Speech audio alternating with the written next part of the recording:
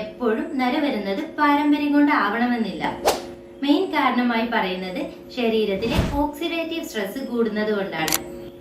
എന്താണ് ഈ oxidative stress? എപ്പോഴാണ് ഈ ഓക്സിഡേറ്റീവ് സ്ട്രെസ് കൂടുന്നത്? ആദ്യം നമുക്ക് എപ്പോഴൊക്കെയാണ് ഈ ഓക്സിഡേറ്റീവ് സ്ട്രെസ് കൂടുന്നത് എന്ന് പറയാം.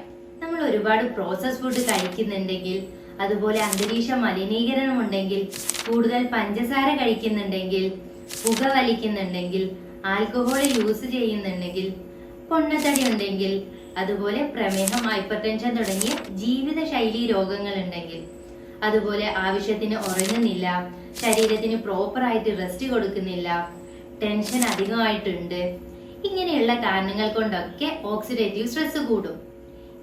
ഈ നേരത്തെ പറഞ്ഞ കാരണങ്ങളെല്ലാം തന്നെ ചെറുപ്പത്തിലെ, അതായത് നേരത്തെ നര വരാൻ കാരണമാകും.